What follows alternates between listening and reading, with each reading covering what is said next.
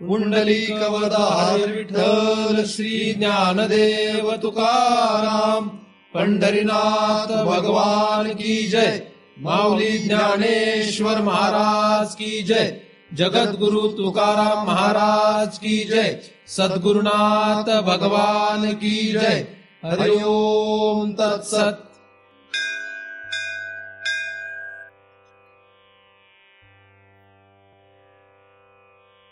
ध्यानमूलं गुरुमूर्ती पूजामूलं गुरुपदम मंत्रमूलं गुरुर्वाक्यम मुक्तिमूलं गुरुकृपा. ब्रह्मेवाहम् अहं ब्रह्म न चाहं ब्रह्मणा पृथक् नाहं देहो न मे देहा केवलोऽहं सनातन. या ठिकाणी आपण सर्वजण नेहमीप्रमाणे दृक् दृश्य विवेक या ग्रंथाचा अभ्यास करण्यासाठी एकत्रित जमलेलो आहोत. आतापर्यंत आपण 20 श्लोकांचा अभ्यास केलेला आहे. 21व्या श्लोकाचा आपण अभ्यास करीत आहोत. दुसऱ्या चरणामध्ये आपला प्रवेश आधीच झालेला आहे. पहिल्या चरणाचा आपण विचार केलेला आहे. दुसऱ्या चरणाचाही आपण विचार करीत होतो. ख वायव्य अग्नी जलोर्विषु देव तिर्यक नरादिषु अभिन्ना सच्चिदानंदाः भिद्यते रूप नामनी. असा हा 21व्या क्रमांकाचा श्लोक आहे. 5 महाभूत, या 5 महाभूतांपासून 3 लोक, या 3 लोकांचे प्रतिनिधी म्हणून 3 शब्द या ठिकाणी आपण पाहिले. देव, नर आणि तिर्यक, म्हणजे देव, पशु आणि मनुष्य. 5 महाभूतांपासून निर्माण झालेला हा प्रपंच आहे.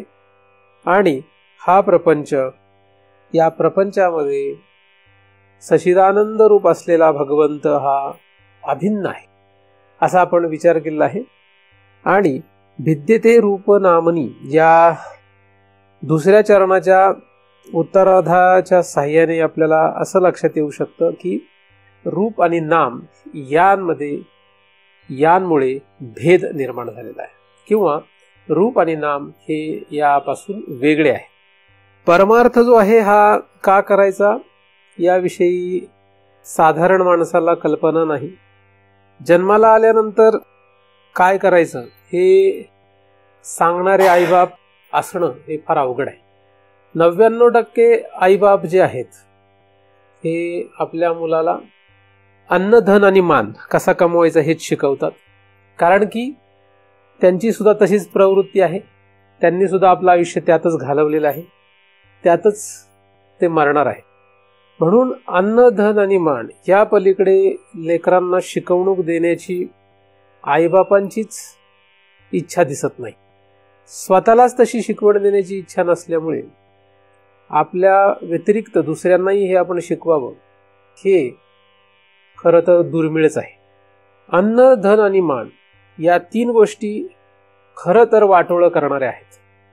अन्नासाठी धडपड करणं, धनासाठी धडपड करणं, मानासाठी धडपड करणं हे वाटोळं करणार आहे.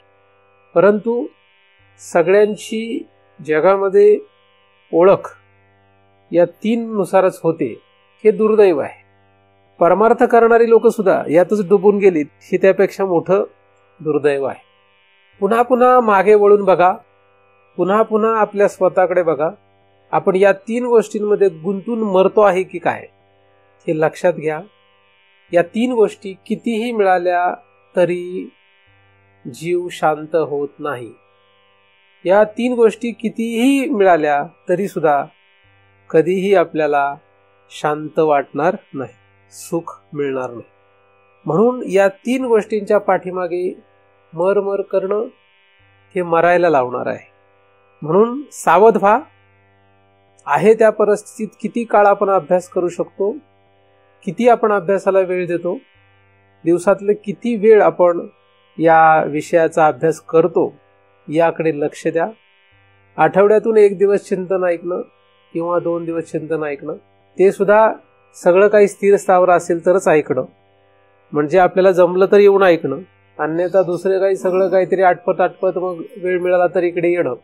अशा प्रकारच्या साधनेने कधीही या ग्रंथाचं अपेक्षित फल आपल्याला पदरात पडणार नाही. आपल्याला जर या ग्रंथाचं फल हवं असेल तर आपली भूमिका स्पष्ट असणं गरजेचं आहे. तुम्ही काय करता यापेक्षा तुमची भूमिका काय आहे ही फार महत्वाची गोष्ट आहे. मुळात व्यवहारामध्ये या 3 गोष्टीमध्ये एक मर्यादेमध्ये जगता आलं पाहिजे. आणि जर त्या मर्यादेच्या पुढे आपण धावपळ करत असू तर एक तर आपण सिद्ध असायला पाहिजे किंवा मूर्ख असायला पाहिजे. सावध व्हा, या 3 गोष्टीच्या पाठीमागे धावू नका. त्या गोष्टी खरं तर तुकोबाच्या सांगण्याप्रमाणे प्रारब्धाच्या अधीन आहेत, म्हणून खरं तर त्यांचा विचार तिळमात्रही करू नये. पण ती सवय आपल्याला जडलेली नाही. आपल्याला असं वाटतं की याशिवाय आपण जगू शकणार नाही, म्हणून त्यांच्या पाठीमागे धावलं तरी सुद्धा किती धावावं याला एक मर्यादा घाला. कुठल्या 3 गोष्टी? त्यातले जास्तीत जास्त लोक 3ऱ्या वर्गात मला दिसतात, टावेल टोपी है ना. या ग्रंथाचं फल काही मिळणार नाही हे लक्षात घ्या तुम्ही. अजूनही मी म्हणतो म्हणून नाही, तुम्ही प्रयत्न करून बघा.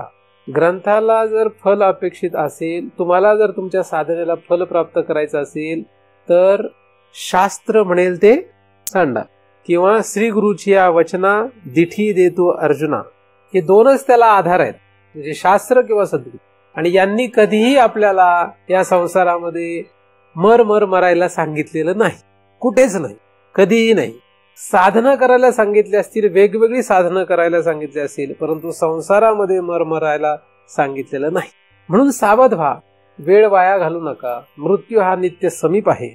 यामुळे मृत्यूला घाबरून जा असं मी म्हणत नाही, मृत्यूला घाबरावं असं मी म्हणत नाही, परंतु मृत्यू हा नित्य समीप असला हे जर लक्षात असेल तरच आपण साधनामध्ये तत्परता करू शकतो. अनावश्यक आपला जो दिनक्रम आहे, अनावश्यक जे आपल्या दिनक्रमामधल्या गोष्टी आहेत त्या आपण वजा करू शकतो. रोजच्या जगण्यामधल्या अनावश्यक गोष्टींचा त्याग करा. त्याग कराल तर अंगात शक्ती येईल, तप तयार होईल. नको असलेल्या गोष्टींचा त्याग करा, जेणेकरून आपल्या अंगामध्ये एक विशिष्ट प्रकारची शक्ती तयार होईल आणि मग त्या शक्तीच्या द्वारे आपण शांत स्थिर होऊ शकाल आणि शांत चित्तामध्येच हा बोध नांदू शकतो. तर शांत व्हा, स्थिर व्हा. श्रवण करण्यासाठी काय पाहिजे? श्रवण करण्यासाठी आधी बहिरंग साधनांचा आपल्याला स्वीकार करायला पाहिजे. मुमुक्षत्व अंगात नसेल तर श्रवणाचा उपयोग शून्य असतो. आणि मुमुक्षत्व म्हणजे काय? हे लोक ते परलोक भोगांविषयी उदासीन होऊन जो शमदमादी साधनांनी संपन्न आहे आणि 3 लोकात मला पुन्हा जन्म घेणे नाही अशी ज्याची तीव्र इच्छा आहे तो मुमुक्षु असतो. या व्यतिरिक्त कोणीही मुमुक्षु नाही. मुमुक्षु हा तर श्रवणाचा उपयोग. नुसतं श्रवण उपयोगाला येत नाही, श्रवणाचं मनन करावं लागतं. नुसतं ऐकलं उपयोगाला येत नाही, त्याचं मनन करायला पाहिजे. नुसतं मनन केलं तर उपयोग नाही, त्याचा ध्यास करावा लागतो आणि त्याचा ध्यास केला तर तो आचरणात येण्याचा पुढे प्रश्न आहे. अन्यथा श्रवण तिथेच थांबलं तर ते पुढे आपल्याला फल द्यायला कारण होणार नाही. म्हणून असा दिवस जाऊ देऊ नका की ज्या दिवशी साधना केली नाही. ज्ञान मार्गामध्ये आणि इतर मार्गामध्ये थोडासा फरक आहे. परमार्थ मार्ग जे इतर मार्ग आहेत आणि ज्ञान मार्ग यामध्ये काय फरक आहे? तर ज्ञान मार्गामधल्या लोकांना असं वाटतं की आपल्याला काही साधनाची तर गरज नाही, म्हणून जास्तीत जास्त लोक साधना करताना आपण पाहत नाही. परंतु होतं काय, इतर मार्ग जे आहे त्याच्यामध्ये एक विशिष्ट पद्धतीचे साधना दिसते, व्रत दिसतात. म्हणजे रोज सकाळी समजा अर्धा तास ध्यान करायला पाहिजे, असे उपवास केले पाहिजे, अशी तीर्थयात्रा केली पाहिजे, अशा प्रकारची साधनं दिसतात. त्यामुळे तिथे साधनांचा लोक अवलंब करताना आपण पाहतो. पण ज्ञानमार्गात आल्यावर होतं काय, अभिन्न सच्चिदानंदा असं म्हटल्यामुळे होतं काय, अरे आता काय राहिलं, आता काय करायचं आपल्याला, साधनच नाही. आता फक्त खा प्या मौज मजा करा, इकडे तिकडे फिरा, कोणी काय विचारलं तर आपणच त्यांना बोध करा.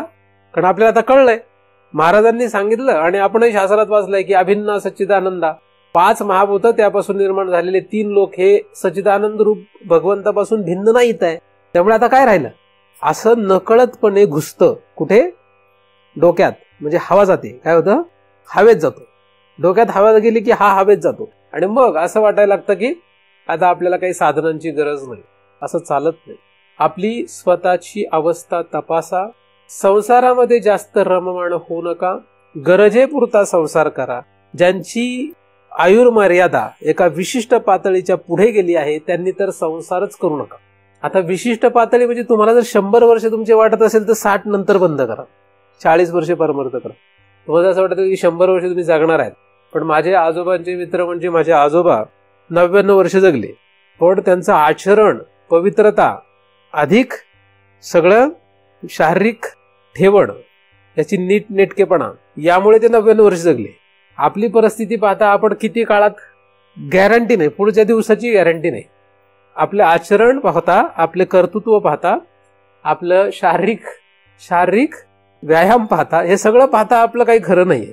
म्हणजे आपण असं काही धरून चालू शकत नाही की 60 वर्षापर्यंत आपण मस्त मजा करू, पाहिजे ते एन्जॉय करू आणि मग नंतर परमार्थ करू. अशा गैरसमजत काही राहू नका. वेळ नाही आपल्याकडे. तरुण माणसाला तरी म्हणता येईल, पण इथे बऱ्यापैकी सगळे लोक एका विशिष्ट पातळीला ओलांडलेलेच आहेत, म्हणून वेळ नाही आपल्याकडे.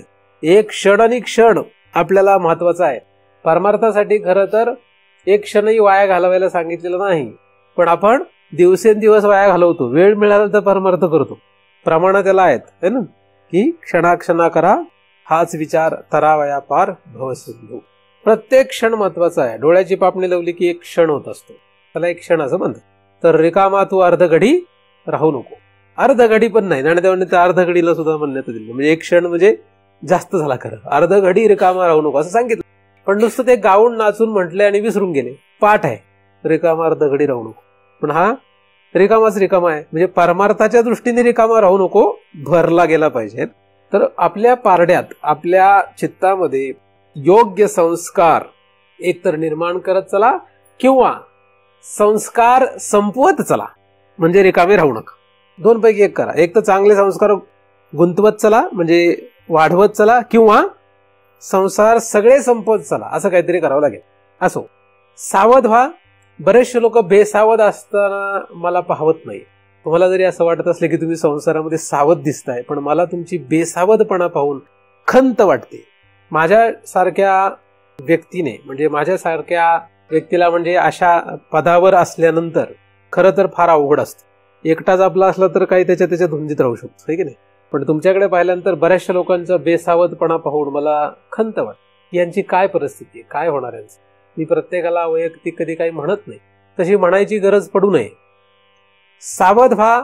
हा विषय जर अंगीभूत करायचा असेल तर फक्त शुक्रवारी ऐकल्यानंतर किंवा रविवारी चिंतन ऐकल्यानंतर हे फलीभूत होणार नाहीये. फलीभूत होऊन गेलं पाहिजे, फलीभूत झालं पाहिजे, यासाठी माझी जबाबदारी आहे. परंतु कधीही एका हाताने टाळी वाजत नसते. दोन्ही हातांची गरज असते. फक्त शिष्य उपयोगाचा नाही, फक्त गुरु उपयोगाचा नाही. गुरु आणि शिष्य यांची जोड असावी लागते. सांगणाऱ्या आणि ऐकणाऱ्यांची जोड असावी लागते, नाहीतर त्याचं काही फल निघत नाही. तर फक्त श्रवण हे यांत्रिकी पद्धतीने जर तुम्ही करत असाल किंवा होत असेल तर ते आपल्याला पुन्हा तपासलं पाहिजे आणि पुन्हा त्याच्यावर विचार केला पाहिजे. थांबून जमणार नाही. मी कोणाला इथे मागे जा असं सांगत नाहीये. पुन्हा विचार करून पुन्हा योग्य दिशेने पुढे सरकण्याचा प्रयत्न करणं अत्यंत गरजेचं आहे. तर एक विशिष्ट अधिकार आपल्या अंगामध्ये निर्माण करणं हे दुसऱ्याच्या हातात नाही, आपल्या हातात आहे. आपण आपली साधना स्वतः करणे आहे, दुसऱ्याला ती करायला सांगता येत नाही. व्यवहारामध्ये आपलं साधन दुसरा एखादा करू शकतो, परंतु परमार्थामध्ये असं जमत नाही. व्यवहारामध्ये आपल्याला भूक लागली तर दुसरा एखादा आपल्याला जेवण बनवून देऊ शकतो, म्हणजे ते साधन तो करून आपल्याला खायला घालू शकतो. पण परमार्थात असं चालत नाही. परमार्थात स्वतःलाच ते करणे आहे. दुसरा कोणीतरी आपल्या वतीने करेल असं काहीतरी लोकांना वाटतं. म्हणजे ब्राह्मण आणले आणि त्याला सांगितलं 1000चा जप कर, 1 कोटीचा जप कर, तुला पैसे देतो, असं होतं. व्यवहार करताना आपण आळतो. त्याचं किती फल मिळतं हे मला माहित नाही. म्हणजे ब्राह्मणाकरवी एखाद्या कार्याच्या हेतूने, कार्यफलाच्या प्राप्तीच्या इच्छेने जर आपण त्याच्याकडून 1 कोटीचा जप करून घेतला आणि त्याला दक्षिणा दिली ब्राह्मणाला, तर त्याचं फल काय मिळतं मला माहित नाही. पण वेदांतामध्ये हे चालत नाही. वेदांतामध्ये आपला विषय आपलाच आहे, आपल्यालाच हा विषय हाताळणे आहे, आपल्यालाच परमार्थ करणे आहे. व्यवहारात जो खाली खाली खाली खाली येईल, कमी कमी कमी कमी होत जाईल, तोच पुढे परमार्थात जाऊ शकतो. असो, पूर्वभूमिका फार महत्वाची असते. पूर्वभूमिका फार महत्वाची आहे, ही विसरून चालत नाही. विषय कितीही सूक्ष्म आणि अवघड जरी असला तरी तो त्या चित्तामध्ये, त्या बुद्धीमध्ये आरूढ होऊ शकतो, जर आपण स्वतः तेवढे अधिकारी बनत गेलो तर. असो, तर आपण या ठिकाणी या 21व्या क्रमांकाच्या श्लोकामध्ये जो अभ्यास पाहत आहोत त्यामध्ये शेवटच्या भागामध्ये रूप आणि नाम यामुळे भेद निर्माण झालेला आहे असं सांगितलेलं आहे. आणि रूप कुठपर्यंत आहे? 14 भुवन. 14 भुवनांची व्याप्ती आहे, 14 भुवनापर्यंत रूप आहे आणि नाम हे त्या रूपावर आरोपित आहे. 14 भुवनांचा वर उल्लेख करण्यातच आलेला आहे. 14 भुवनांचा वर उल्लेख करण्यातच आलेला आहे.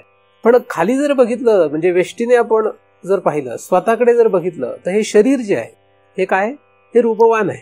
भेद निर्माण करायला काय, हे शरीर आहे. या शरीराने भेद निर्माण केलेला आहे. खालून जर बघितलं, सगळ्यात पहिला भेद निर्माण झाला तर नाम हे त्या रूपावर आरोपित आहे. भेद निर्माण करणं म्हणजे वाटोळं करणे. भेद निर्माण करणं म्हणजे काय, वाटोळं करणे. मग भेद कशाने निर्माण झालाय, भिद्यते रूप नामनी. आता रूप नामाने भेद निर्माण केलाय, किंवा रूप आणि नाम त्यापासून वेगळे आहेत म्हणजे त्यांच्या नादी लागता नाही येणार. आपल्याला जर भगवंताशी घेणे देणं असेल आणि भगवंतापासून रूप आणि नाम वेगळे असतील किंवा भिन्न असतील, तर रूप आणि नाम याचा आपल्याला उपयोग नाही, याचं स्पष्ट होतं. तर रूप जे आहे, हे रूप या रूपापेक्षाही त्याच्यावर आरोपित केलेलं नाम हे भयंकर आहे. उदाहरणार्थ एखादं शरीर आहे, आपल्याला स्वतःकडे बघितल्यानंतर काय आपण आहोत असं वाटतं. आपण स्वतःकडे जेव्हा बघतो तेव्हा आपल्याला हे शरीर म्हणजे मी असं वाटतं.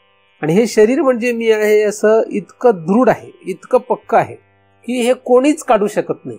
त्याच्याही पेक्षा भयंकर गोष्ट काय, आपण जन्माला आल्यानंतर आपलं काहीतरी नामकरण केलं, आपलं काहीतरी नाव ठेवलं.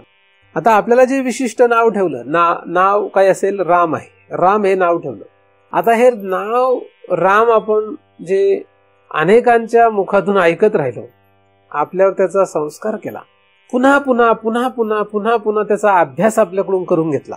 कारण आई राम म्हणते, वडील राम म्हणतोय, भाऊ बहीण शेजारचे नातेवाईक दिसेल ते काय म्हणतात, राम राम. प्रत्येक जण राम राम म्हणत असल्यामुळे आपल्या आतमध्ये ते इतकं दृढ झालं, इतकं पक्क झालं की आता आपण राम आहे असं वाटतंय. राम हे जे नाव स्थूल शरीराला देण्यात आलं, ते नाव आपलं इतकं दृढ आहे की आपल्याला मी राम आहे असं वाटतं, इतकं पक्क आहे ते. आता हे हटूच शकत नाही. पण हे कधी निर्माण झालंय, त्याला किती वर्ष झाली, आपलं जेवढं वय आहे तेवढीच वर्ष झाली. समजा एखाद्याचं 50 वर्ष असेल तर 50 वर्षापूर्वी त्याला ते नाव देण्यात आलं. 50 वर्ष झाले तेव्हा त्याला नाव देण्यात आलं, म्हणजे तो जन्माला आला, त्याला नाव दिलं राम. आणि हे नाव आता एवढं दृढ झालंय की मी रामच आहे असं वाटतं. म्हणजे राम या नावाशी आपला कुठला संबंध आहे, तादात्म्य संबंध आहे. नावाशी तादात्म्य संबंध आहे, राम या नावाशी तादात्म्य संबंध आहे. का रूप त्या रूपाशी संबंध आहे.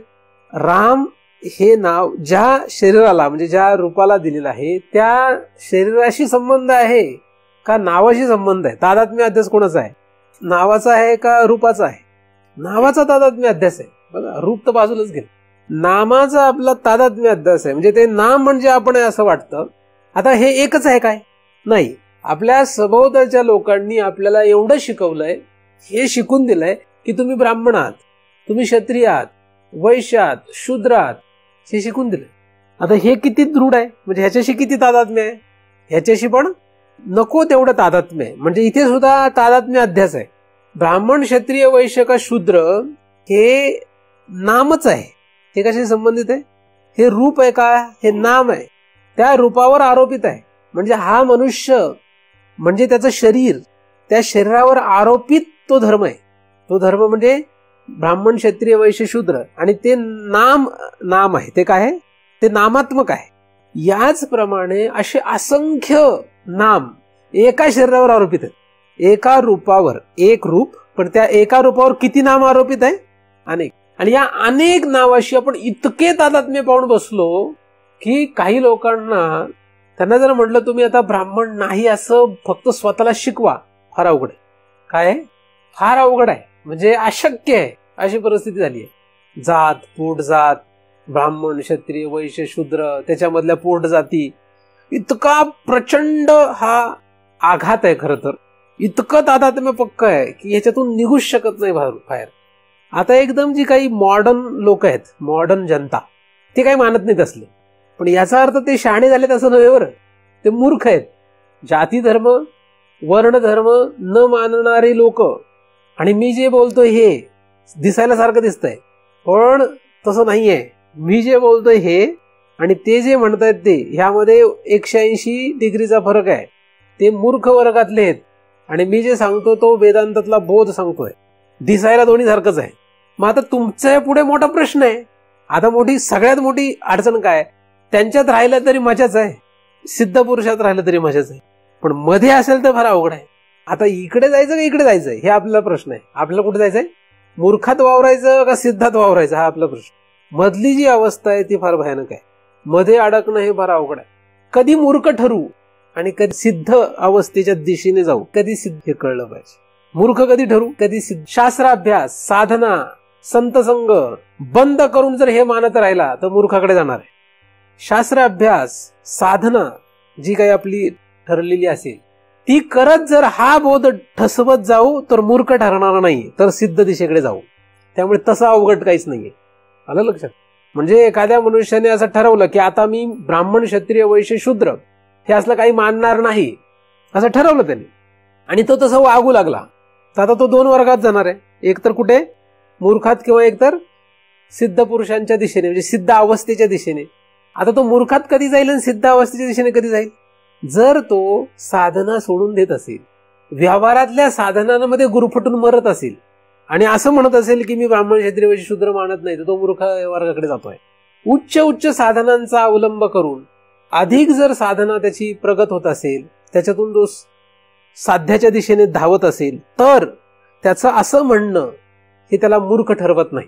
जगातले लोक त्याला काही म्हणू, पण तो कुठे चाललाय, योग्य दिशेने चाललाय, म्हणून भीती नाही, म्हणून अडचण नाही. पण तसं करावंच लागेल. काय करावं लागेल, तसं करावंच लागेल. हे जे आवरण आहे हे काय, हे आवरण आहे. मी ब्राह्मण आहे, मी क्षत्रिय, मी वैश्य, शूद्र, हे आवरण आहे. त्याला काही अस्तित्व आहे का काही? ब्राह्मण किंवा क्षत्रिय किंवा वैश्य किंवा शूद्र हा नुसता एक भाव आहे. काय, हा कसा तयार झाला? आपण जन्माला आल्यानंतर आपल्याला माहितच नव्हतं आपण ब्राह्मण आहे का, क्षत्रिय, वैश्य का, शूद्र आहे. हे आपल्याला शिकवलं. आपण ठरलो ब्राह्मण. का ठरलो त्याला कारण असतील अनेक. त्याचे कारण मीमांसा जर केले तर सापडेल उत्तर. पण जे आपण ठरलो, म्हणजे जे नाव आपल्याला देण्यात आलं, ब्राह्मण असो, क्षत्रिय असो, हे जे काही आपल्याला नाव देण्यात आलं, याचा जर त्याग केला नाही, याच्यातून जर बाहेर पडलो नाही, तर आपण तिथेच राहणार आहोत. आणि तिथेच राहिलो तर त्या भेदात राहणार आहोत. कुठे राहणार आहे? तो भेद आहे. कुठल्याही साधू संतांकडे जर तुम्ही गेले, साधू संतांकडे बघितलं, तर साधू संतांनी जात, वर्ण या सगळ्यांचा धिक्कार केलेला आढळेल का नाही आढळणार? आणि जेवढे काही साधू संत असे दिसत आहेत की ज्यांनी जाती वर्णाचा आणि याचा बोभाटा केलेला आहे, ते साधू संत नाही आहेत. ज्ञानदेवांनी, एकनाथांनी, तुकोबांनी कोणीही यांचा स्वीकार केलेला नाही. तर केलेला आहे. एकनाथाने वडाऱ्याचं पोरग सुद्धा कडेवर घेतलंय. त्यामुळे याचा काय करायला लागेल, आपल्याला धिक्कार करावा लागेल, याचा त्याग करावा लागेल. किती धर्म आरोपित आहेत, म्हणजे किती नाम आपल्यावर आवरण घालून बसलेले आहेत. हे कधी सोडणार आहे? हे कधी सुटणार? कसं सुटणार? सुटेल का नाही सुटणार? स्थूल शरीर सोडणं ही नंतरची गोष्ट आहे. स्थूल शरीर हे एक रूप आहे. हे काय, हे रूप आहे. पण या एका रूपावर किती नाम आहे, किती धर्म आहेत. ते सगळे धर्म म्हणजे नाम आहेत. मग हे सगळे कसे सुटायचे? मी नवरा आहे, मी बायको आहे. नवरा का बायको हे कशावर आरोपित आहे? स्थूल देहावर आरोपित आहे. मुलगा, बाप, आई, आजोबा हे कशावर आरोपित आहे? महाराज तुम्ही सांगितल्यामुळे आम्हाला कळलं की आम्ही हे नाहीये. खरंच तू स्वतःला विचारून बघ की तुला खरंच वाटतंय का तसं. मला विचारू नकोस, स्वतःला विचार. आणि खरंच तुझी अवस्था आहे की मी स्वतःला आजोबा समजत नाही आणि दृढपणे मला माहित आहे मी आजोबा नाही, दृढपणे मला माहित आहे मी आई नाही, दृढपणे मला माहित आहे मी बाप नाही, दृढपणे मला माहित आहे मी नवरा नाही, बायको नाही. वाटतंय? स्वतःला फसू नका. आणि जर खरंच वाटत असेल तर त्या बंधनातून तुम्ही बाहेर आलेला आहे. तो भेद तुमचा संपलेला आहे. आणि भेद हा अमंगळ असतो. भेद हा वाटोळं करणारा असतो. इथे दुसऱ्याची परीक्षा नाहीये, इथे स्वतःची परीक्षा आहे. या शरीरावर म्हणजे या रूपावर आरोपित केलेल्या असंख्य नामांचा त्याग आपण कधी करणार? ती आंतरिक अवस्था आहे, तो भाव आहे आपला. आणि भाव जो आहे तो चुकीचा जो आपण धरून बसलो त्याला पुसायचं आहे. काय करायचंय? 2 प्रकार असतात हे भाव पुसण्यासाठी. तुम्ही नवरा कधी राहणार नाही, बायको मेली तर. नवरा कधी राहणार नाही, बायको मेली तर नवरा राहणार नाही. बायको मेली किंवा गेली कायमची सोडून तर नवरा राहणार नाही. हा एक भाग. दुसरा भाग काय? तुम्ही कुठल्याही परिस्थितीत काही जरी झालं तरी बायकोला बायको मानली नाही स्वतःची, तरी बायको राहणार नाही. तर या नवरेपणाचा त्याग दोन पद्धतीने होऊ शकतो. नवरेपणाचा त्याग कधी होतो, कसा होईल? दोन पद्धतीने होईल. एक तर बायको जावी किंवा आपण बायको माणूस नाही. सोपं कुठलं आहे? नवरा हा एक धर्म आहे. नवरा हे नाव आहे. नवरा हे काय? नवरा हे नाव आहे. आपल्याला या रूपावर नवरा असं नाम आरोपित केलंय का? त्याला कारण आहे. कोणीतरी बायको म्हणून तुम्ही स्वीकारली म्हणून ते नाव आलं. आता काही तुम्ही स्वीकारलेत, काही प्रकृतीने तुम्हाला बहाल केलेत. ह्या गावात मी राहतो, जन्माला या गावात आलो म्हणून या गावाचा रहिवासी झालो, ही प्रकृतीने मला बहाल केलंय. म्हणजे मी पुणेकर आहे असं जर एखादा म्हणेल तर तो पुण्यात जन्माला आला म्हणून प्रकृतीच्या अंतर्गत तो आला म्हणून तो पुणेकर झाला. आता समजा तो हे पुणे सोडून मुंबईमध्ये गेला आणि मुंबईकर झाला, तर त्याने ते मुंबईकर स्वीकारलाय. काही आपण स्वीकारत असतो, काही ओघाने येत असतं. आता झालंय, जेवढे आले तेवढे आले, पण यांचा त्याग कसा करू? यांना सोडणार कसं? सगळेच पदार्थ, ज्या पदार्थांमुळे आपल्याला असा आरोप सहन करावा लागत आहे किंवा आपल्यावर हे आरोप आलेले आहेत, हा नामाचा आरोप आपल्यावर जो आलाय तो पुसायचा असेल तर सगळ्याच या पदार्थांना आपण वजा करू शकत नाही, त्यांना संपू शकत नाही, त्यांचा नाश करू शकत नाही. अशक्य आहे. कशक्य आहे? अशक्य आहे. मग काय शक्य आहे? मग पर्याय शक्य का अशक्य हा भाग जर आपण लक्षात घेतला तर जर सगळ्याच पदार्थांचा त्याग होऊ शकत नाही, नाश होऊ शकत नाही, उदाहरणार्थ आई, कारण मी मुलगा म्हणून जर मला संपायचं असेल, मुलगा या नावातून मला मुक्ती पाहिजे असेल, मुलगा या नामातून, मुलगा या धर्मातून मला जर मुक्ती हवी असेल तर माझे कोण गेलं पाहिजे? आई आणि बाप मेले पाहिजे. पण आई बापांना यासाठी मारणं हा गुन्हा आहे, हे पाप आहे, हा अपराध आहे. म्हणून मी आई बापांना मारू शकत नाही किंवा तसं करणं हे शास्त्र सांगत नाही. शास्त्राने काय असं सांगितलेलं नाही.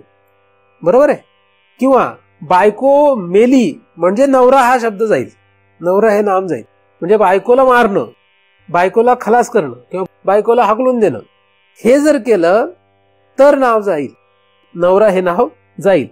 असं किती पदार्थ आहेत? अगणित आहेत, भरपूर आहेत. मग या सगळ्यांना संपवता येणं शक्य आहे का? अशक्य आहे. दुसरा पर्याय राहतो आपल्याकडे, एकच पर्याय राहतो. काय? त्यांच्यामध्ये बदल करून जमत नाही, आपल्यामध्ये बदल करायला.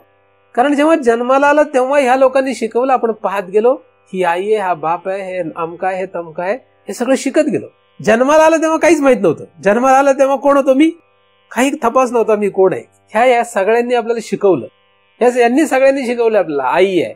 बाळंत झाल्यानंतर जर दुसऱ्या स्त्रीने पळून नेलं असतं हॉस्पिटलमधून, ब्राह्मणाच्या बाईला पोर झालं आणि वैश्याच्या जर स्त्रीने पळून नेलं असतं आणि तिचं पोरग इथे ठेवलं असतं तर कोण ब्राह्मण कोण क्षत्रिय झालं असतं?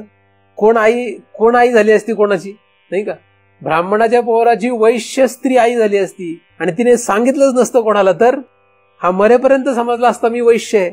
आणि वैश्याचं पोरग असून सुद्धा ब्राह्मण स्त्रीने पाळल्यामुळे, सांभाळल्यामुळे, वैश्य असून सुद्धा तो काय समजला असता? मी ब्राह्मण आहे. मरेपर्यंत समजलं असतं. ठीक आहे? म्हणजे यांनी शिकवलंय आपल्याला, यांनी आपल्याला संस्कार घातले. जन्माला आला तेव्हा असं काही नव्हतं. जन्म ज्या दिवशी घेतला त्यानंतर हळूहळू डोळे विस्पारून आपण हे सगळं शिकत गेलो. आणि आज अशी परिस्थिती झाली, इतकी भयानक परिस्थिती झाली की या देहावर इतके आरोप आणि या आरोपांमध्ये इतके गुरफटलोय की आता याचे संस्कार आपण मेल्यानंतरही चित्तामध्ये घेऊन जाणार आहे. त्यातही विभागणी, हे माझं आहे, हे माझं नाही आहे, हे माझ्या जवळचं आहे, हे परक आहे, भेद. पहिली गोष्ट तर हे सगळं आपण घेतलं, त्याच्यातही भेद वाढवला. कसा? हे चांगलं आहे, हे वाईट आहे, हे माझं जवळचं आहे, हे लांबचं आहे, हे प्रिय आहेत, हे अप्रिय आहेत. त्याच्यात पुढे कितीतरी भेद तयार होतात आणि गोंधळ वाढतो. अजून सुखदुःखाला कारणीभूत होतात ते. कारण माझी आई म्हटल्यानंतर ती प्रियच होईल असं नाहीये. आई माझी आहे असं म्हटलं तर प्रियच होईल असं नाहीये. कारण बायको माझी आहे असं म्हटल्यानंतर ती प्रियच होईल असं नाहीये. कारण ह्या दोघींची जर टक्कर सुरू झाली तर हा मध्येच मरतो, नाही का? मग दोन्ही माझं म्हणतो, पण माझं म्हटलं म्हणजे सुखकारकच होतं असं नाहीये. ते दुःखाला पण कारण होऊ शकतं, सुखाला पण कारण होऊ शकतं. पण या रूपावर आरोपित केलेल्या असंख्य या नामांचा गोंधळ एवढा प्रचंड आहे की तो आता मरेपर्यंत निस्तारता येणार नाहीये. याची भयानक परिस्थिती. कसं हटवणार त्याला? हटवणार कसं? काही लोक फार मोठा अभ्यास करतात. आतमध्ये अंतःकरणात, त्याच्या मागे जीव, त्याच्या मागे आत्मा, आत्मा सच्चिदानंद रूप आहे, असं खूप अभ्यास करतात. पण हे सगळं तसंच आहे ना, हे सगळं तसंच आहे. हे काही संपलं नाहीये. हे कुठं काय संपलंय? हे संपलेलंच नाही. आणि कुठला आत्मा सच्चिदानंद रूप आहे?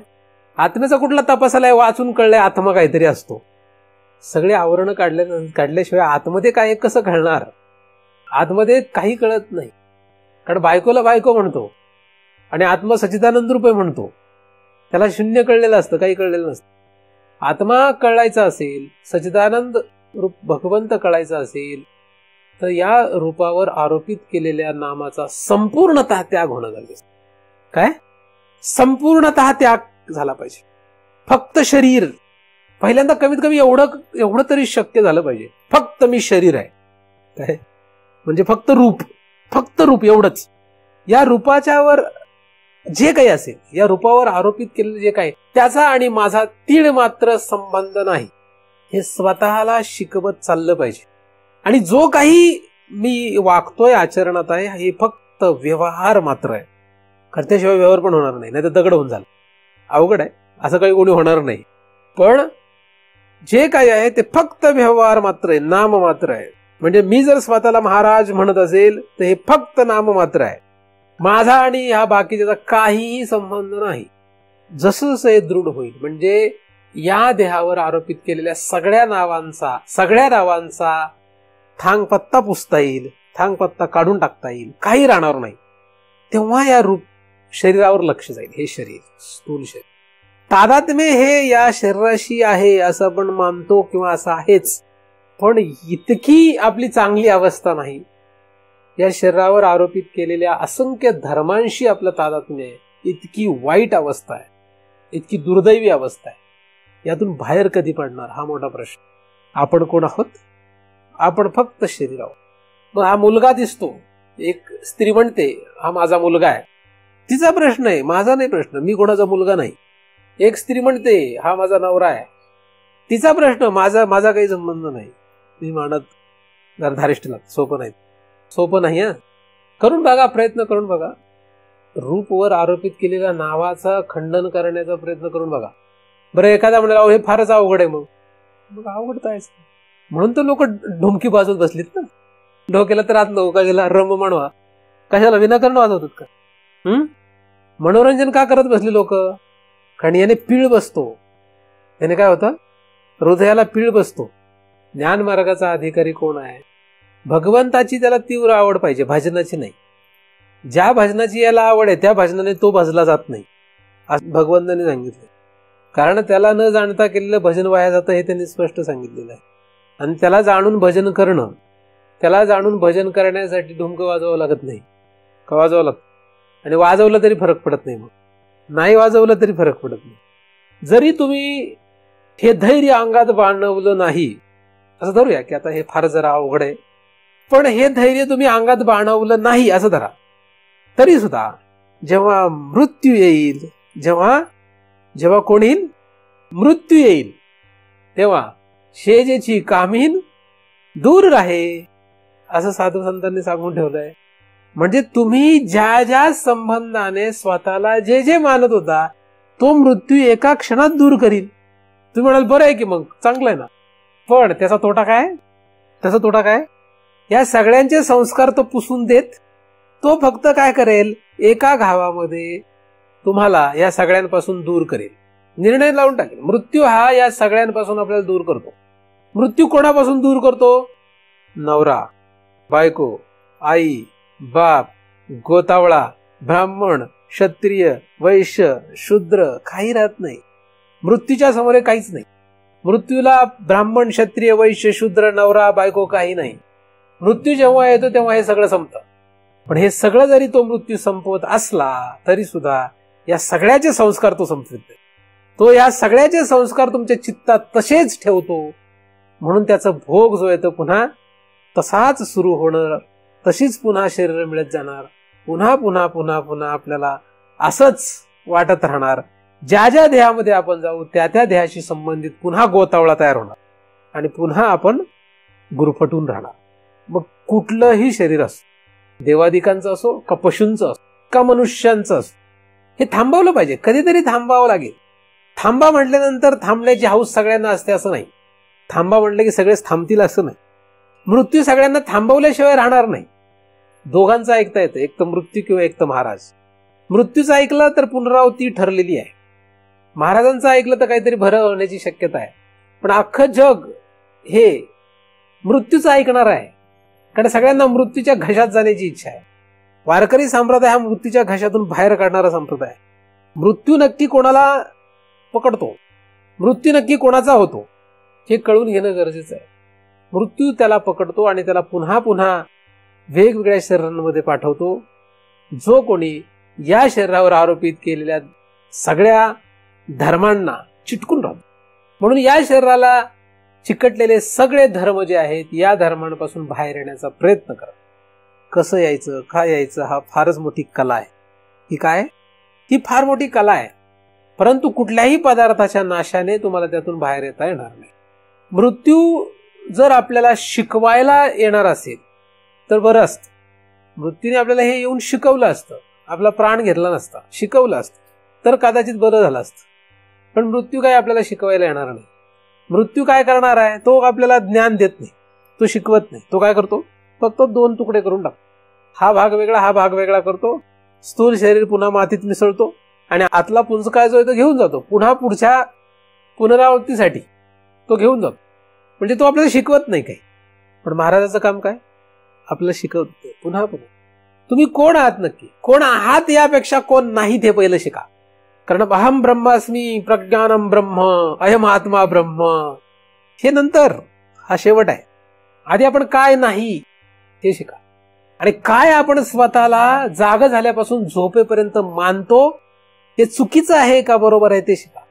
आणि ते दृढ करत चला. जाग झाल्यापासून तो झोपेपर्यंत आपण स्वतःला काय समजतो, दुसरा आपल्याला काय समजतो याला किंमत शून्य आहे. किती किंमत आहे, तुम्ही मला काय समजता याला किंमत किती, शून्य.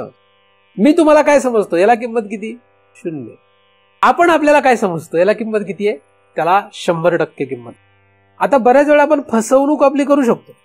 आपल्याला असं वाटू शकतं की आपण आपल्याला स्वतःला ब्राह्मण क्षत्रिय वैश्य शूद्र असं काही समजत नाही बरं, असं वाटू. प्रसंग येतो, मग परीक्षा येते आणि त्या प्रसंगाला, त्या परीक्षेला काय होतं त्याच्याहून आपलं पास का नापास हे ठरवावं लागतं. कारण ऐकताना सगळ्यांनाच वाटतं, मी जर असं म्हटलं तुम्ही नवरा नाही, बायको नाही, ब्राह्मण नाही, क्षत्रिय नाही, 14-15 श्लोक जर आपण पाठच करून टाकले हस्तमलकाचे, जेवढे काय असतील तेवढे, तर ना हम मनुष्य न च देव यक्ष न ब्राह्मण क्षत्रिय वैश्य शूद्रा. मी आहे का, हे पाठ आहे माझं. कितीतरी वेळा मी म्हणूनच दाखवतो आहे ना, पाठ झालंय माझं. काय, न ब्राह्मण क्षत्रिय वैश्य शूद्रा, मी ते नाहीये. मग असं आपण जरी पाठ करत बसलो किंवा पाठ झालं असं पाठ केलं आणि तरी जाणवं गळ्यातच असतं, भीती वाटते, काढून बघा काय होतंय. अवघड. ज्याला नाही म्हणायचंय ना त्याला नाही म्हणून बघा, मग काय होतंय बघा. नाही म्हणून बघा, मग कळेल आपली अवस्था काय आपल्याला. म्हणजे ब्राह्मणाने स्वतःचं जाणवं फेकून देण्याचे प्रयत्न करून बघावा. एकांतात शक्य असेल तर 4 चौकात करून बघावा. मग एकांतात अंगावरचं जाणवं काढून फेकून देणं जमणार नाही, कारण त्याची रुखरुख बरेच दिवस राहील पुढं. जाणवं काढलं असं राहील रुखरुख. पण जर ते समजा जर शक्य असेल तर सगळ्या लोकांना, म्हणजे सगळ्या ब्राह्मणांच्या समोर काढून दाखवण्याची तयारी दाखवा. बघू काय होतं. आता सगळ्यांच्या समोर दाखवलं म्हणजे काय होणार, सगळे म्हणणार हा भ्रष्ट झाला. तेव्हा काय होतंय बघा मग. आता मूर्ख मनुष्य पण असं करू शकतो. पण मी आधी सांगितलंय, मूर्खात आणि सिद्ध दशेच्या दिशेने जाणाऱ्या पुरुषात खूप फरक असतो. तुम्ही साधनातीत होण्याचा प्रयत्न करताय, साधनच्युत होण्याचा प्रयत्न करत नाहीत. त्याने कुठलंही पाप लागणार नाही. मला धर्मशास्त्रीवाले अनेक सांगतील अरे पाप झालं, हे झालं. काहीही पाप लागणार नाही, कारण तुम्ही साधनातीत होण्याचा प्रयत्न करा. प्रयोग करून बघावा. आपण ठरव, एखादं नाम घ्यावं. एखादं नाव, बरेच नाम आहे ना, नामांची मोठी संख्या आहे. अख्खा आयुष्य गेलं तरी ह्याच्यावर अभ्यास चालेल आपला. एखादं नाम घ्यावं आणि त्याचा त्याग करायचा असं ठरवावं.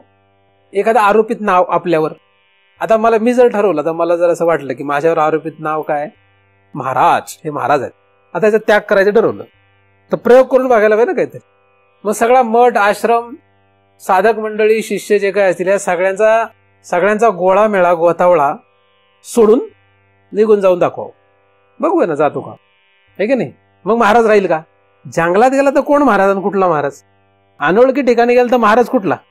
आता सगळे ओळखतात महाराज आहे म्हणून महाराज आहे. मग त्याग करून बघावा, नाही की नाही? अवघड आहे. नवरा म्हणून त्याग करायचा असेल तो बायकोला सोडून दाखवण्याचं धारिष्ट करून बघावं. कसं सोडता येऊ शकतं? एवढं सोपं नाही. म्हणून तर बघावं. बघा, प्रयत्न करून बघा. नवरा हे काय? नाम आहे, आरोपित आहे ना, नाम. नवरा हे काय? आरोपित नाम. सोडून बघा. कुठलाही घ्या तुम्ही, एखादा ठरवा आणि सोडा. आता ह्याचा त्याग करतो मी. त्याग भारतभूमीमध्ये संन्यास आश्रमाची पद्धत आहे. संन्यास हा एक आश्रम आहे. ती एक साधनेसाठी एक अवस्था आहे. साधना ज्ञानमार्गाकडे गती व्हावी यासाठी तो एक आश्रम धर्म आहे. तोही पुढे जातो. पण सुरुवातीला त्यामध्ये फार मोठं फल आहे. त्यामध्ये फार मोठी अवस्था तयार होते, फार चांगली अवस्था तयार होते. कारण जेव्हा संन्यासी होतो त्याला काय राहतं? काहीच राहत नाही. त्याला गोतावळ्याने दिलेलं नाव सुद्धा ठेवत नाहीत, काढून टाकतात त्याचं नाव. आई नाही, बाप नाही, बायको नाही, नवरा नाही, गोतावळा नाही. आई मेली तरी आईच्या मैतीला जायचं नाही, असं संन्यासाला नियम आहे, माहितीये का? खरे नियमांमध्ये बघितलं, अर्थात वेगळ्या संन्यासाश्रमामध्ये वेगळे नियम आहेत, पण जवळजवळ सरसकट जास्तीत जास्त संन्यास एकदा घेतला की त्याला गोतावळा कुठलाही, तो नवरा राहत नाही, बायको राहत नाही, काहीच राहत नाही. हे काही मूर्ख पण नाहीत का? सगळा मूर्ख लोक आहेत हे. भारतभूमीमध्ये जे काही दिसतं हे मूर्खपणाचं लक्षण आहे का? ज्यांना विद्वत संन्यास करता येत नाही त्यांना आश्रम संन्यास करावाच लागतो. आपण विद्वत संन्यासही करायला तयार नाही आणि आश्रम संन्यासही घ्यायला तयार नाही, मग आपण कुठे जाणार? म्हणजे आपल्या या गोतावळ्याला आपण मनातून, बुद्धीतून, चित्तातून, जीवापासून काढायला तयार नाही आणि स्थूल रूपाने त्यागायला तयार नाही. स्थूल रूपाने त्याग नाही म्हणजे आश्रम, स्थूल रूपाने आश्रम संन्यास नाही. आणि मनातून हे जात नाहीत, बुद्धीतून जात नाहीत, अहंकारातून जात नाहीत का? जातात. आणि जीवावरूनही जात नाहीत, म्हणजे त्याग त्याचा कसाच होत? मग तो भेद आपण सोडायला तयार नाही. काय नाही त्यागणे म्हणजे काय? त्याचा भेद तो जो आहे, इथे भेद शब्द वापरलेला आहे, नाम आणि रूप यांचा भेद. तो भेद आपण सोडावा लागतो. भेद आपल्याला सोडावा लागेल. कसा सोडता येतो? एक स्थूल त्याग असतो. कसं आहे? स्थूल त्याग. ज्यांना स्थूल त्याग करणं शक्य आहे त्यांनी या क्षणाला करावा. कुठल्या क्षणाला करावा? ज्यांना या स्थूल देहाला चिकटलेल्यांचा त्याग म्हणजे भेद नष्ट करणे, त्याग स्थूल रूपाने करता येणं शक्य आहे त्यांनी त्याच क्षणाला करावं.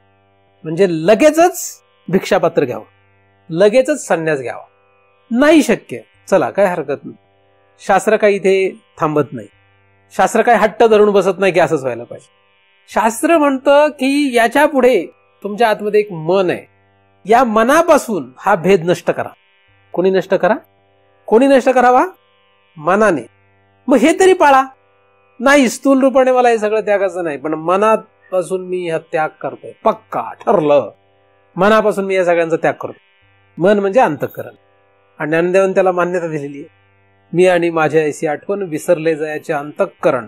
विसरले, विसरले म्हणजे जसं एखादी कुठली स्त्री दिसल्यानंतर ही माझी बायको आहे असं म्हणेल का एखादा माणूस?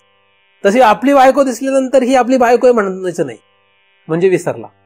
नवरेपणाचा त्याग कधी आहे? दुसरी स्त्री दिसल्यानंतर ती बायको वाटते का? वाटते का? नाही वाटत. मग आपली स्त्री दिसल्यानंतर सुद्धा ती आपली बायको वाटू नये, म्हणजे विसरला बायकोला. होईल शक्य? नाही शक्य होणार. तर पुढे जाण्याचा प्रश्न नाहीये, भेद नष्ट होण्याचा प्रश्न नाहीये. अभिन्न असलेला सच्चिदानंद भगवंत लक्षात येणं अशक्य आहे. काय? अशक्य आहे. मुळात यांचा त्याग मनातून करणं हे अवघड नाहीये. आपण तसा विचारच केलेला नाही, आपली तशी तयारी नाहीये. काय अडचण? काय आपल्याला तशी शिकवण नाही. अडचण काय? अशक्य काही नाहीये. या मनातून यांचा त्याग होणं अवघड नाही, अशक्य नाही. आपल्याला तशी शिकवण नाहीये. आपण रोजच्या जगण्यामध्ये सगळ्याच्या विरुद्ध करतोय, सगळं उलट करतोय. जागा झाल्यापासून झोपेपर्यंत या गोतावळ्यांनी आपल्याला फार आवळून टाकलंय. यांचे संस्कार यांच्यामध्ये रममाण होण्याची आपली इतकी हौस आहे की मी जे काही हे सांगतोय इकडे कोणी येऊच शकत नाही. आपलं रोजचं आचरण जे आहे ते काय भयानक. त्याचा तो परिणाम आहे. हे शिकवणारे लोक नको आहेत, हे दृढ करणारे लोक पाहिजेत. काय आपल्या मनाला ही जी शिकवण आहे, ही शिकवण देणारे किती आहेत आणि उलट शिकवण देणारे किती आहेत. ही आई आहे, हा बाप आहे, हे वडील आहेत, ही वडीलधारी मंडळी आहेत, हे गोतावळा आहे, हा नवरा आहे, हा ब्राह्मण आहे, हा क्षत्रिय, वैश्य, शूद्र, हे सगळं जे आहे म्हणजे हा जो भेद आहे, नामाचा हा जो भेद आहे, रूप या स्थूल शरीरावर आरोपित केलेला या असंख्य धर्मरूपी नामाचा जो भेद आहे, हा भेद दृढ करणारे किती आहेत, किती लोक आहेत असे. यांचाच आपल्याला सदैव काय संग आहे आणि यांच्यातच आपल्याला बरं वाटतंय. मग कसं शक्य आहे? मग मनातून यांना काढणं अशक्य आहे, मग अवघड वाटणारच, मग अशक्य वाटणारच आहे. म्हणून काय केलं पाहिजे? खळाची संगतीन कामास नाहीये. हे सगळे खळ आहेत. हे खळ आहेत कारण की यांनी चुकीची शिकवण दिली, चुकीचं शिकवून ठेवलंय.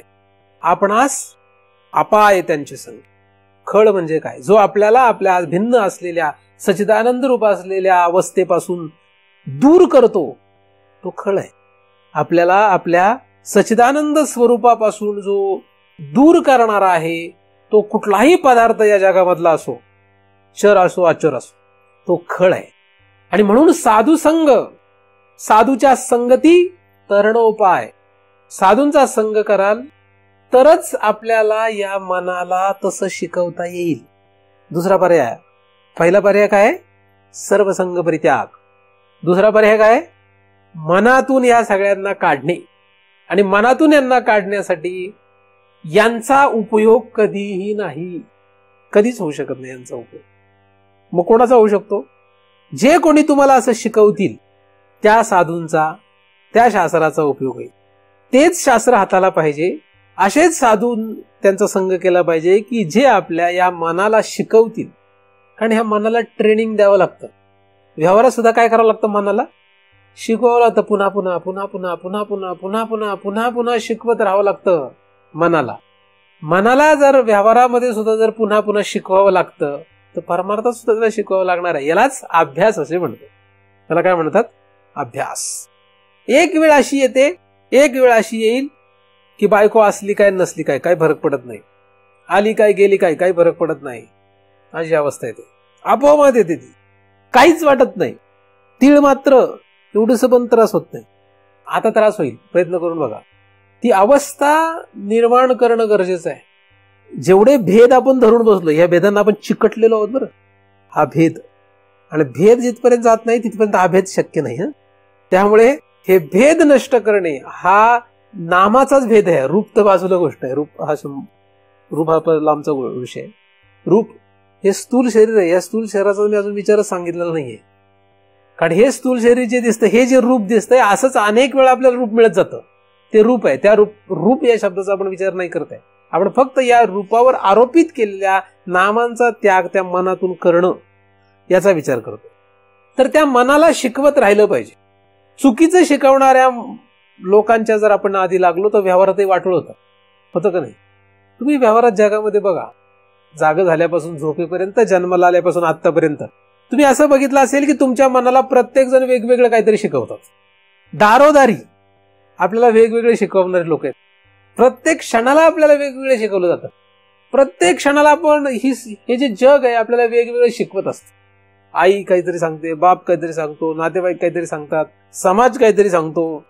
सगळेजण आपल्याला काय शिकवतात. आपण सगळ्यांचं ऐकतोय ऐकतोय ऐकतोय ऐकतोय ऐकतोय ऐकतोय सगळ्यांचं ऐकत चाललोय.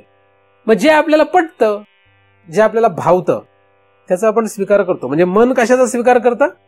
मन कशाचाही स्वीकार करतं काय? नाही. मन कशाचा स्वीकार करतं? मन कशाचा स्वीकार करतं? मन जे आपल्याला पटतं, आवडतं, बरं वाटतं त्याचा स्वीकार करतं. म्हणून या मनाला शुद्ध आणि पवित्र करायला शास्त्रात सांगितलेलं आहे. मन जर शुद्ध आणि पवित्र असेल, स्थिर असेल, तर ते योग्य स्वीकारतं. कारण ज्याने स्वीकारायचं त्याची अवस्था धड असायला लागते, ते नीट असावं लागतं. ते जर नीट नसेल तर आपल्याला अवघड जाणार आहे. या मनाला शिकवणारे जे काही असंख्य आहे त्यामध्ये साधू संत पण आहेत, शास्त्र पण. जसे अनेक शिकवणारे आहेत त्यामध्ये साधू आणि शास्त्र हे दोघे पण आहेत. आता साधूचं ऐकणं किंवा शास्त्राचं ऐकणं या बाबतीत म्हणजे या विचारापर्यंत कोण येऊ शकतो हे फार कठीण. कोण ऐकेल? म्हणजे महाराज जर म्हटले की आता तुला बायको नाही, तुला आई नाही, तुला बाप नाही, तर लगेच त्या निर्णयावर कोण येऊ शकतं? कोणाचं मन एवढं पक्क आहे की ऐकेल? एखाद्याला म्हटलं की आता तुला आई बाप राहिले नाही, तू आता आई बापाचं नाव काढायचं नाही, असं एखाद्याला म्हटलं तर त्याचं मन पक्क ऐकेलच काय? नाही ऐकू. एखाद्याला म्हटलं तुला आता नवरा नाही, तुला आता बायको नाही, तुला आता मुलं-बाळ नाही, तुला आता संपत्तीच नाही, कोण ऐकू शकतं एवढं? कोणाचं मन एवढं ऐकू शकतं? एवढा श्रद्धा कोणाची असू शकते शास्त्रावर किंवा सद्गुरूवर? अवघड आहे. भेद आहे तो. काय आहे? भेद. भेदाने वाटोळ झालेलं आहे. भेद हा काय आहे? आपल्याला सच्चिदानंद रूप असलेल्या, अभिन्न असलेल्या भगवंतापासून दूर ठेवणार आहे. कुठला भेद? नामरूपाचा. त्यातलं सगळ्यात पहिलं आपल्या समोर जे आहे, सगळ्यात पहिलं समोर जे पडलेलं आहे ते एवढं आहे. हे संपवा मनाने. मन जे आहे, या मनाने त्यांचा त्याग करायचा विचार करा. त्यासाठी तुमच्या मनाला योग्य शिकवण देणारे जे कोणी असतील त्यांचा संग करा. कठीण जरी असलं तरी त्यांचा संग करावा लागतो. कठीण आहे, अवघड आहे, सोपं नाही, पण त्यांचा संग करायला. कारण कुठली जगामध्ये गोष्ट जी आहे ती मन आपलं लगेच स्वीकारेल असं नाही. त्यामुळे त्या मनाला ती शिकवण देणं हे जरा अवघड. मन जे आहे हे दुसरं आहे, पण त्याच्याही पुढे तिसरा एक भाग आपल्याकडे आहे, तो म्हणजे जीव आहे. कुठला आहे? मनाला ती शिकवण देण्यासाठी बुद्धीचा सहारा घेता येतो. मनाला सोबतीला कोण आहे? बुद्धी आहे. बुद्धी जर चांगली असेल, बुद्धीने जर योग्य विचार केला तर मन आपोआप स्वीकारतं. म्हणून बुद्धीला जास्त प्राधान्य देण्यात आलेलं दिसतं. तुमची बुद्धी जर सत्वगुणाची झाली, बुद्धी जर योग्य असेल आणि बुद्धीने जर योग्य पद्धतीने अभ्यास केला तर ते मनाला बरोबर शिकवून देतं आणि मनाला स्वीकारायला लावतं. आणि एकदा का मनाने स्वीकारलं की मग अनेक अडचणी नष्ट होतात. त्याच्या पुढे जीव आहे. या जीवाला हे शिकवणं हे फारच कठीण आहे. कारण मनाला एक वेळ शिकवणं सोपं आहे, पण जीवाला शिकवणं अवघड आहे. पण जीवाने या सगळ्यांचा त्याग करणं, जीवाने या सगळ्यांचा विचार संपवणं हे नाही शक्य झालं तरी चालतं. कमीत कमी मनाने या सर्वांचा निश्चय करावा, मनाने या सगळ्यांचा त्याग करावा. पर्याय संग. पर्याय काय? संग. तुम्ही कोणाच्या संगतीत राहा. संगतीत म्हणजे गोचिड सदैव गायीजवळ राहते. संघ शब्दाचा अर्थ चुकीचा निघतो, कारण काही लोक सदैव महाराजांसोबत असतात, पण कसे असतात? कसं राहिलं पाहिजे? संघ जो असतो तो गोचिड सारखा नको. कारण गायीकडे रक्त पण असतं आणि दूध पण असतं. हे उदाहरणं देण्यात आलेली आहे शास्त्रामध्ये. काय घ्यायचं हा कोणाचा प्रश्न आहे? कोणाचा प्रश्न आहे काय घ्यायचं? तो आपला प्रश्न आहे. आपण गोचिड व्हायचं का वासरू व्हायचं किंवा गवळी व्हायचं? गवळी असेल, वासरू असेल तर दूध पितायत आणि गोचिड असेल तर रक्त पितायत. म्हणून शास्त्र संघ आणि साधू संघ. शास्त्र आपण सदैव जसं महाराजांचा संघ असतो तसा शास्त्र संघ पण असतो. शास्त्राचा उपयोग म्हणजे शास्त्राला आपण गोचिड म्हणून पण चिटकू शकतो, म्हणजे शास्त्राचा उपयोग चुकीच्या कारणासाठी करू शकतो. शास्त्राचा उपयोग कशासाठी? शास्त्र कशासाठी उपयोगाला येतं? जसं महाराज तसं शास्त्र पण. शास्त्राचा उपयोग कशासाठी आहे? लोकांना सांगण्यासाठी, पाठ करण्यासाठी, पाठ करून लोकांना आपला महिमा गाण्यासाठी. यासाठी शास्त्राचा उपयोग आहे काय? शास्त्राचा उपयोग काय? जे कशासाठी आहे शास्त्र? ज्ञानदेवांनी प्रमाण दिलेलं आहे, म्हणजे सांगितलेलं आहे. शास्त्र कशासाठी? त्याच्या व्यतिरिक्त काय उपयोग याचा? शास्त्र हे अविद्या विनाशाचे पात्र आहे. शास्त्राचा येणे ज्ञानशास्त्रे तिखटे एक प्रमाण आहे. अविद्या विनाशाची पात्रे, अवघी शास्त्रे हे अविद्या विनाशाची पात्रे, वाचून न होती स्वतंत्रे आत्मरूपी. पण तो भाग नंतरचा विषय आहे. पण आधी ही अविद्या विनाशाचं शस्त्र आहे, अविद्याचा नाश करण्याचं शस्त्र आहे. याच्या पलीकडेचा उपयोग काही नाही, नसावा. पण बरेचसे लोक याचा उपयोग प्रसिद्धीसाठी, वाक्चातुर्यासाठी, लोकांना आपलं महाराजगिरी दाखवण्यासाठी किंवा अशाच तत्सम कार्यासाठी करताना आढळतात. याचा उपयोग तो नाही. जर याचा अविद्या नाश होत नसेल, जिथपर्यंत अविद्येचा नाश होत नाही तिथपर्यंत शास्त्र हे फक्त आपण आपल्या स्वतःसाठीच अभ्यासावं. तिथपर्यंत कुठेही बडबड करत बसू नये. अनुवाद करावा, अभ्यास करावा, अनुवाद करावा, एकमेकांमध्ये अभ्यास करावा पण अविद्येचा नाश होत नाही तिथपर्यंत शास्त्राचा बोलबाला करत बसू नये. हे काही व्यवसाय नाहीये. व्यवसाय करण्यासाठी, आता झालाय तो व्यवसाय, पण व्यवसायासाठी नाहीये. कीर्तन वगैरे, कीर्तन प्रवचन हे व्यवसाय नव्हे, पण व्यवसाय झाले ते दुर्दैव आहे. अविद्या नाश हा उद्देश आहे. जर शास्त्राने अविद्या नाश केला नाही, म्हणजे शास्त्राचा उपयोग आपल्याला अविद्या नाशासाठी झाला नाही, पोट भरायसाठी झाला, तर आपण गोचिड आहोत. मी जरी या शास्त्राचा उपयोग पोट भरायसाठी केला तर याचा उपयोग असा केल्यामुळे मी कोण ठरतो? गोचिड ठरतो. अविद्या जर नाश करता आला शास्त्राच्या द्वारे, तसंच महाराजांच्या द्वारे अविद्या नाश झाला तर आपण दूध पितो आहोत. शास्त्र किंवा सद्गुरू यांचा उपयोग कशासाठी झाला? आपल्याला दूध पिण्यासाठी झाला. म्हणून मनाला किंवा जीवाला, जीव हा पुढची अवस्था आहे, पुढचा विषय आहे, पण कमीत कमी आपण हे लक्षात घ्यावं की स्थूल शरीरावर म्हणजे या रूपावर आरोपित केलेल्या असंख्य नामांना जर संपवायचं असेल तर सोपा मार्ग आहे मन बुद्धी यांच्या साह्याने यांचा नाश करावा. तसा यांचा नाश होऊ शकत नाही, अशक्य आहे. आणि या मनाच्या बुद्धीच्या द्वारे जर त्यांचा नाश करायचा असेल तर शास्त्र आणि सद्गुरूंचा संग करावा. म्हणजे स्वतः अभ्यास करत राहावं आणि दुसरं श्रवण करत राहावं. कारण श्रवणातून योग्य श्रवण, चुकीचं जर श्रवण केलं, चुकीचं जर वाचलं, चुकीचं म्हणजे तसं चुकीचं आणि बरोबर जगात काही नाही. बरं, जगामध्ये चुकीचं बरोबर काही नाही. ज्याला एक जण चुकीचं म्हणतो ते दुसऱ्यासाठी बरोबर असतं. सत्वगुणातले लोक रजगुणातल्या आणि तमगुणातल्या लोकांना चुकीचं म्हणतात. रजगुणातली लोक सत्वगुणाच्या आणि तमगुणातल्या लोकांना चुकीचं म्हणतात. तमगुणातली लोक या दोघांना चुकीचं म्हणतात. आणि कधी कधी दुसऱ्याचा गुण सुद्धा बरा वाटतो, आपला गुण चुकीचा वाटतो, असं पण होतं. रजगुणातल्या माणसाला कधी कधी असं वाटतं की संन्यास बरा. तुम्ही पण बायकोने खूप त्रास दिला तर तुम्हालाही वाटतं की ह्यापेक्षा आपण संन्यासी झालो तर चांगलं आहे, वाटतं ना कधी कधी. आणि संन्यासी झालं सुद्धा त्याचं खायला नाही मिळालं तर फार वाईट अवस्था रे, त्याला असं वाटतं त्यापेक्षा गृहस्थी झालं असतं तर बरं झालं असतं, असं वाटतं. म्हणजे दुसऱ्याच्या गुणांमध्ये व्यभिचार करावा अशी इच्छा होते. आणि कधी कधी फारच त्रास झाला, शेजारच्या बाजारच्याने कुणीतरी आपल्याला फार त्रास दिला तर आपल्याला त्याला खूप मारावं, वेळ प्रसंगी त्याचा खूनच करावा, एवढं पण तामसी बुद्धी तयार होते. म्हणजे त्या गुणामध्ये आपण प्रवृत्त होतो. तर आपल्या गुणांविषयी आपल्याला जेवढी आवड असते तशी परगुणांची सुद्धा आपल्याला आवड निर्माण होते कधी कधी, लक्षात.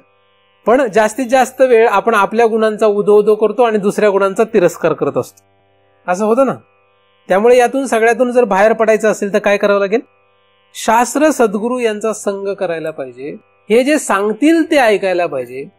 चांगलं काय आहे, चांगलं सात्विक आहे का राजसी आहे का तामसी, नाही ते नाही.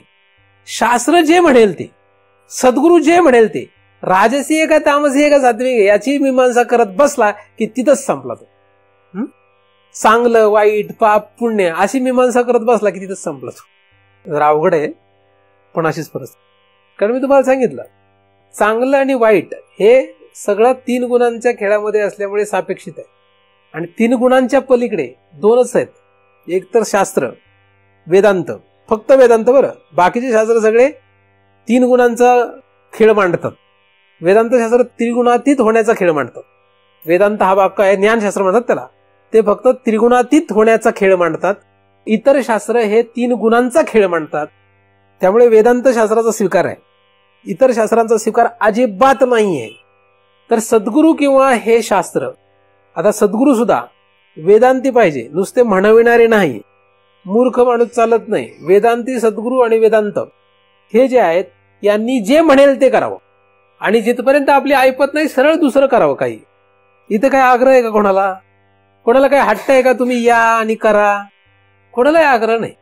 तुम्ही आले काय, गेले काय, कुठे गेले, कुठून आले, कसे गेले, कसे आले, काही घेणं देणं नाही. का? त्याचं कारण काय?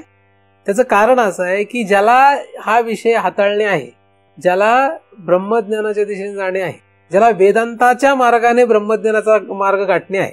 कारण इतर मार्गाने सुद्धा ब्रह्मज्ञान मिळतं असा गैरसमज जगात पसरून दिलेला असल्यामुळे तुम्ही जर त्या विचारात असेल तर तिकडे जा. साधू संत पण त्याला कारण आहेत, त्यांनी सुद्धा असं भ्रम पसरून दिलाय.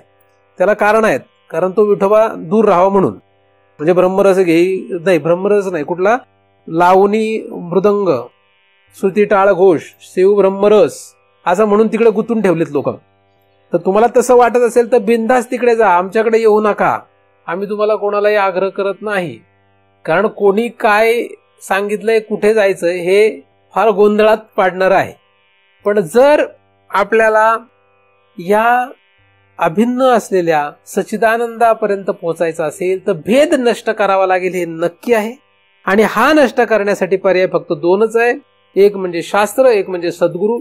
सद्गुरू आणि शास्त्र यांचा संग कसा करावा, तर यांचा संग केल्यानंतर 3 गुणांचा शब्द काढायचा नाही, की हे चांगलं आहे, हे वाईट आहे म्हणायचं नाही, हे पाप आहे, हे पुण्य म्हणायचं नाही, अजिबात म्हणायचं नाही. अहो हे तर पाप आहे, अहो हे तर पुण्य आहे, काही म्हणायचं नाही. पाप का पुण्य काही म्हणायचं नाही, ते म्हणतील ते करावे. किती त्याला खोली असू शकते. राज्य ही तृण म्हणावे आणि जे घेववी ते न म्हणावे. विषही विरुद्ध, विष म्हणजे सगळ्यात वाईट ना, तर त्याला सुद्धा विरुद्ध म्हणू नये, ते सुद्धा स्वीकारावं. आणि राज्य तर चांगलं आहे पण त्याचा सुद्धा त्याग करावा. म्हणजे राज्य घ्यावं का विष घ्यावं, राज्य त्यागावं का विष त्यागावं. तर विष त्यागावं असं जगाला माहित आहे आणि राज्याचा स्वीकार करावा हे सगळ्यांना माहित आहे, पण इथे उलट सांग. त्यामुळे असं का असं याचा विचारच करू नये, फक्त शरण राहावं आणि ते म्हणतील ते करावं. शास्त्र म्हणेल ते करावं, जे शास्त्र म्हणेल ते किंवा जे सद्गुरू म्हणेल ते करावं. आणि मग एकदा का एवढी शरणागती आली की मग तो मात्र साधक आपोआपच त्या अवस्थेला पोहोचू शकतो. पण ज्याला त्रिगुणांमध्ये रममाण असलेल्या स्थूल देहावर आरोपित केलेल्या असंख्य धर्मांमध्ये म्हणजे भेदामध्ये रममाण असणाऱ्या लोकांचं खरं वाटतं, त्यांना इकडे अजिबात जागा नाही. आपल्याला कोणाचं खरं वाटतं. आणि जर आपल्याला अशा लोकांचं खरं वाटत असेल, 3 गुणांमध्ये गुंतलेल्या लोकांमध्ये जर आपल्याला सत्य आहे असं वाटत असेल, सत्यता सापडण्याची शक्यता वाटत असेल, तर आपण नक्कीच तिथे राहावं, त्यामध्ये विचार करावा. पण ज्या दिवशी केव्हा अभ्यास करत राहा, ज्या दिवशी केव्हा असं वाटेल की नाही आपल्याला ह्याच्या पुढे जायचं असेल तर याच वाटेने जावं, त्या दिवशी मात्र सरळ अख्ख्या जगाचा विचार न करता, कोणाचाही विचार न करता, सगळ्यांवर तुळशीपत्र ठेवून शास्त्र आणि सद्गुरूला शरण राहा. त्या पलीकडे अजिबात कुठलाही आपल्याला उपाय सापडणार नाही, सांगितलेला नाही. म्हणून हे रूप आणि या रूपावर आरोपित केलेले असंख्य नाम जे भेद रूपाने आहेत, ज्या भेदामुळेच आपल्याला अभिन्न असलेल्या सच्चिदानंदापासून वेगळं राहण्याची वेळ आली, त्यांचा जर आपल्याला निर्णय लावायचा असेल तर शास्त्र आणि सद्गुरू याशिवाय पर्याय नाही. जरी कठीण असला तरी सुद्धा व्यवहारा इतका हा कठीण मार्ग नाही. व्यवहारात फार कठीण परिस्थिती, व्यवहारामध्ये फार हालत आहे. व्यवहार करणं हे फार अवघड आहे, परंतु व्यवहार करणाऱ्यांची संख्या अतोनात आहे, म्हणून व्यवहार सोपा वाटतो. व्यवहार सोपा का वाटतो?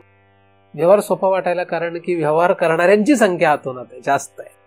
आणि हे अवघड का वाटणार आहे? कारण यांची संख्याच नाही आहे. पण खरं हेच आहे, हे जेव्हा तुम्ही अभ्यास कराल तेव्हा लक्षात येईल. शास्त्रामध्ये हे सगळं तुम्हाला सापडेल. मी जे काही बोलत आहे हे माझ्या पदरचं खरं तर काहीही नाही. शास्त्रामध्ये हे ठेवलेलं आहे. तुमचा सगळा हा सोयरिकेचा विषय संपवणं हाच खरा तर आपला उद्देश आहे. परंतु आपल्याला तुकोबांच्या या उक्तीपर्यंत पोहोचणं किती अवघड आहे जर आपण हे सोडलं नाही तर. तुकोबांनी असं म्हटलेलं आहे की आम्ही मेलो तेव्हा देह दिला देवा, आम्ही मेलो तेव्हा देह दिला देवा. म्हणजे तुकोबा असताना मेलेत असं म्हणतात आणि देह दिला असं म्हणतात. बघा गंमत कशी आहे. म्हणजे रूप जे देह म्हणजे रूप, म्हणजे त्याने त्याचा सुद्धा त्याग केलाय. आता या अवस्थेला जर पोहोचायचं असेल तुकोबांनी म्हटलेल्या, त्यांनी ती अवस्था सांगितली. त्यांनी स्वतःचं उदाहरण घेऊन ती अवस्था आपल्याला गाठणे आहे असं सांगितलंय. पण ते झालं रूप या शब्दाशी विषयित, त्या विषयाचा तो अभ्यास आहे, रूप या विषयाचा. पण त्याच्यावर आरोपित केलेल्या असंख्य नामाचा त्याग करण्यासाठी काय, ते आधी तरी साध्य करायला पाहिजे. म्हणून तुम्ही कुठेही असू देत, काहीही करत असू देत, परमार्थ करा. रोजचा संसार जो आहे तो इतका काही करू नका, इतके गुरफटून जाऊ नका की आपल्याला भानच राहणार नाही आपण काय करतोय. जागे व्हा, रोजच्या रोज रोजच्या रोज अभ्यास करा, रोजच्या रोज हाच विचार करा. नाही अर्ध घडी, नाही एक क्षण, तरी दिवसातलं काही तास तरी हाच विचार करा की आपल्याला काय करायचं. आणि हा विचार आपल्याला जे शिकवतील त्या शास्त्राकडे, हा विचार आपल्याला जे शिकवतील त्या सद्गुरूंकडे जा, त्यांची शरणागती पत्करा आणि त्यांच्या साह्याने या दुस्तर असलेल्या, महाभयंकर असलेल्या या संसारापासून वाचण्याचा प्रयत्न करा, या भेदातून बाहेर पडण्याचा प्रयत्न करा आणि अभेद रूप असलेल्या, अभिन्न असलेल्या सच्चिदानंद भगवंतापर्यंत पोहोचण्याचा प्रयत्न करा. असा प्रयत्न आपल्याला सर्वांना करता येवो. अवघड जरी वाटत असलं तरी हे साधन आपल्याला साध्य करता.